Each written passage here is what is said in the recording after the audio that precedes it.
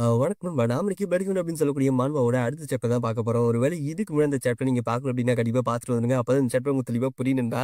அது மட்டும் இல்லாம நம்மளோட சேனலுக்கு யாராச்சும் புதுசா வந்தீங்க அப்படின்னா இந்த வீடியோ ஃபுல்லா பாருங்க. பார்த்து முடிச்சுட்டு உங்களுக்கு பிடிச்சிருந்துச்சு அப்படின்னா சப்ஸ்கிரைப் பண்ணி வச்சுக்கோங்க. அது மட்டும் இல்லாம எனக்கு ஒரு 3 நாளா கிட்டத்தட்ட உடம்பு சரியில்ல. ஆனா அந்த ஒரு ரீசனால தான் பார்த்தீங்க அப்படின்னா என்னால சரியா வீடியோ போட முடியல. அப்படி இருக்கும்போது சரி ஓகே ஒரு 2 நாள் பக்கமா ரெஸ்ட் எடுத்துட்டு அதுக்கப்புறம் ஸ்டார்ட் பண்ணலாம் அப்படின்னு தான் யோசிச்சேன். பட் இருந்தாலும் இந்த படிஃபுட் மானுவாவுக்கு நிறைய பேர் வெயிட் பண்ணிட்டு இருக்கீங்க. அந்த ஒரு ரீசனுக்காக தான் அட்லீஸ்ட் அந்த ஒரு மான்மனாச்சும் போடலாம் அப்படின்னு சொல்லிட்டு முடியலனாலும் லைட்டா பேசியிருக்கேன். அண்ட் வாய்ஸ் கொஞ்சம் முன்ன பின்ன இருந்துச்சு அப்படின்னா கொஞ்சம் அட்ஜஸ்ட் பண்ணிக்கோங்க. அண்ட் தேங்க்ஸ் ஃபார் சப்போர்ட்டிங் நண்பா. அண்ட் வாங்க நண்பா கதைக்குள்ள போலாம். ஏஜ் அது மட்டும் இல்ல. இது நம்ம ஏஜ் வைஸ் போன எபிசோட்ல பாத்தீங்க அப்படின்னா மிட் டெர்ம் எக்ஸாமோட அட்டாக்கிங் டெஸ்ட் பாத்தீங்க அப்படின்னா போயிட்டு இருந்திருக்கும். அதுலயும் முக்கியமா அந்த டெஸ்ட் பாத்தீங்க அப்படின்னா 2ஆ பிரிச்சிருப்பாங்க.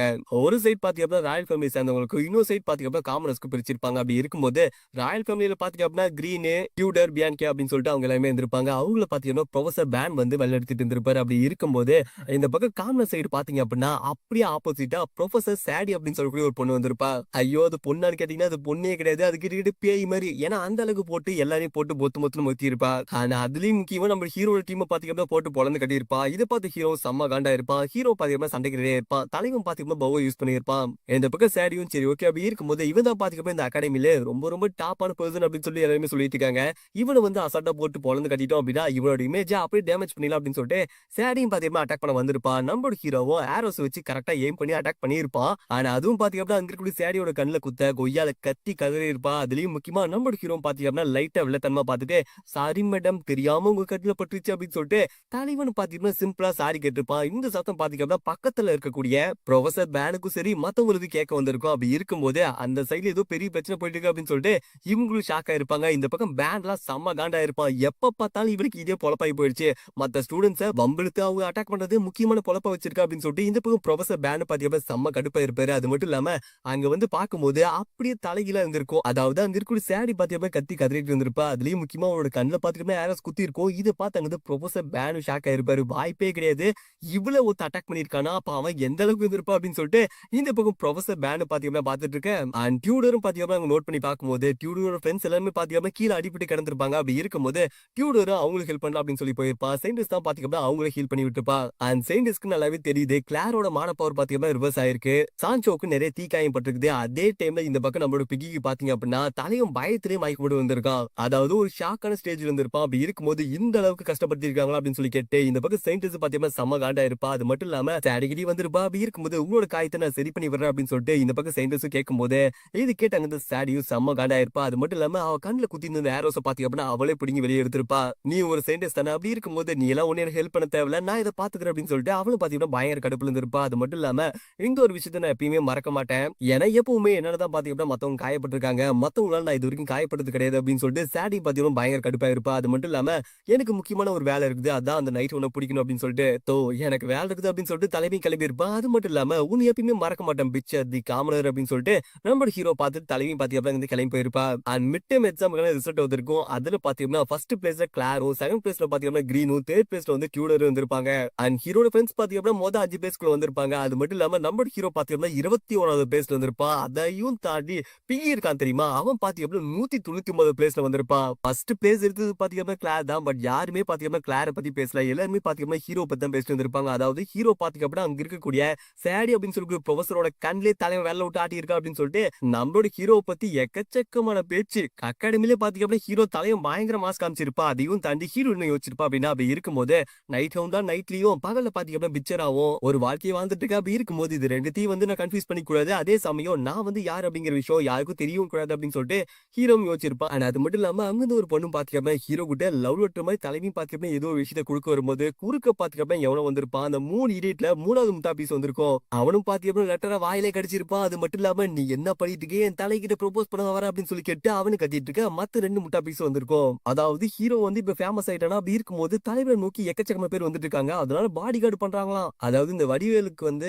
ஒரு டைம் பாடி கார்டு 2 பேர் வருவாங்க. அடே நகர் அண்ணன் வராரு அப்படின்னு சொல்லிட்டு அதே மாதிரியே பாத்தீங்க அப்படின்னா இவங்க 3 பேருமே பாத்தீங்க அப்படின்னா நம்மளோட ஹீரோ பில்டப்பா கூட்டிட்டு போயிட்டு இருக்க. இதை பார்த்து ஹீரோ ஷாக் ஆயிருப்பான். அட பாவிகளா என்னடா பண்ணிட்டு இருக்கீங்க அப்படின்னு சொல்லி கேட்டு நம்மளோட ஹீரோ பாத்துட்டு இருக்க. அது இல்லாம ஹீரோ பாத்தீங்கன்னா டிபார்ட்மெண்ட் குள்ள வந்திருப்பா. அங்க பாத்தீங்கன்னா நம்மளோட சயின்டிஸ்ட் எதையோ பத்தி ஆர்வமா படிச்சிட்டு இருக்க. இது பார்த்து ஹீரோ எதை பத்தி படிக்கிறீங்க அப்படின்னு சொல்லி கேட்கும்போது நைட்டோட பத்தி இந்த நியூஸ் வந்திருக்கு. இந்த நியூஸ் நீயே படிச்சு பாரு அப்படின்னு சொல்லிட்டு சயின்டிஸ்ட் பாத்தீங்கன்னா நியூஸ் பேப்பரை கொடுக்கும்போது ஹீரோ அதுல படிச்சு பார்த்திருப்பான். ஆனா அதுல என்ன போட்டுருக்கு அப்படின்னா நைட் ஹவுண்ட் அப்படின்னு சொல்லக்கூடிய பேசன் பாத்தீங்கன்னா இம்பீரியல் கிளாக் டவரை அட்டாக் பண்றதுக்காக பிளான் பிளான் போட்டிருக்கான். அதையும் தாண்டி அங்க பாத்தீங்கன்னா ஒரு சிமெண்ட் இருக்கு. அதுதான் பாத்தீங்க அப்படின்னா இந்த சிட்டிக்கே மெயின் அட்ராக்ஷன் மாரி. அதையும் தாண்டி பாத்தீங்கன்னா அதுதான் ஒரு ராயல் மெமோரியல். அப்படி இருக்கும்போது அத மட்டும் அவன் அழிச்சிட்டான் அப்படின்னா, கண்டிப்பா இதனால பாத்தீங்க அப்படின்னா இந்த சிட்டிக்கு ஒரு மிகப்பெரிய கெட்ட பேரே வரும். அதையும் தாண்டி அத பல வருஷமா பாத்தீங்க அப்படின்னா எக்கச்சக்கமான ஹீரோஸ் வந்து பாதுகாத்துட்டு இருக்காங்க. ஆனா அத வந்து நைட் ஓட வந்து அழிக்க திட்டம் போட்டுருக்கானா அப்படின்னு சொல்லி கேட்டு, இந்த பக்கம் பாத்தீங்க அப்படின்னா அங்க இருக்கக்கூடிய சயின்டிஸ்ட் ரிப்போர்ட் பண்ணிட்டு இருக்க. இது பார்த்து அங்க வந்து ஹீரோவும் ஷாக் ஆயிருக்கும். அதாவது இது வந்து ஹீரோ பண்றது கிடையாது. ஹீரோ மாரி இருக்கக்கூடிய நைட் அவுட் கெட்டப்ல பல பேர் வந்து இந்த வேலைய பண்றதுக்காக காத்துட்டு இருக்காங்க. அப்படி இருக்கும்போது ஹீரோவும் காண்டாயிருப்பான். அட பாவிங்களா, எதுக்காகடா உங்களுக்கு தேவையில்லாத இந்த வேலையெல்லாம் அப்படின்னு சொல்லிட்டு நம்ம ஹீரோவும் கடுப்பாயிருப்பான். அது மட்டும் இல்லாம இதுக்கு காரணம் யாரோ அவங்கள சும்மா விட மாட்டேன் அப்படின்னு சொல்லிட்டு ஹீரோ முடிவு பண்ணியிருப்பான். ஏன்னா இவனுக்கு பண்ணதுனால பாத்தீங்க அப்படின்னா ஹீரோவுக்கு தான் பிரச்சனை வந்துட்டு இருக்குது. இது சிந்தி சொல்லியிருப்பா அப்படின்னு கட் பண்ணி அன்னைக்கு நைட் பாத்தீங்க அப்படின்னா வழக்கம் போல ஹீரோவும் நைட் ஹவுனோட கெட்டப்ல தலைவனும் பாத்தீங்க அப்படின்னா அங்க இருக்க கிளாக் டவருக்கு வந்திருப்பான். அண்ட் ஹீரோ பாத்தீங்க அப்படின்னா அங்க பார்க்கும்போது அந்த இடத்துக்கு பக்கத்திலேயே பாத்தீங்க அப்படின்னா ஆர்ஃபனேஜ் இருந்திருக்கும். அதாங்க இந்த 9th எலைட் டீமனான டான்டலியானா போட்டு பொளந்து கட்டின அந்த ஆர்ஃபனேஜ் இருந்திருக்கும். அப்படி இருக்கும்போது இது 2 இவங்க பக்கத்துல இருக்கு அப்படின்னா கண்டிப்பா எனக்கு தெரிஞ்சு கோஇன்சிடென்ஸா இருக்காது. இதுக்கு வேற என்னமோ காரணம் இருக்கு அப்படின்னு சொல்லிட்டு ஹீரோ கண்டுபிடிச்சிருப்பான். அதையும் தாண்டி சரி ஓகே சிந்தி பாத்தீங்கன்னா ஹீரோக்கு ஒரு சில லெட்டர்ஸ் எல்லாம் முன்னாடியே அனுப்பியிருப்பா. அது வந்து இந்த இடத்துக்கு வந்து சேர்ந்திருக்காது. அதாவது ஹீரோக்கு வந்து சேர்ந்திருக்காது. என்ன ரீசனா இருக்கும் அப்படின்னு சொல்லிட்டு ஹீரோ யோசிச்சு பார்த்திருப்பான். அண்ட் ஹீரோ பாத்தீங்கன்னா உள்ள போலாம் அப்படின்னு சொல்லிட்டு தலைவனு பாத்தீங்கன்னா உள்ள வந்து பார்த்திருப்பான். அங்க வந்து பாக்குறப்ப ஹீரோக்கு மிகப்பெரிய ஷாக்கா இருந்திருக்கும். ஏன்னா அந்த இடத்துல பாத்தீங்கன்னா ஜாம்பிஸ் இருந்திருப்பாங்க.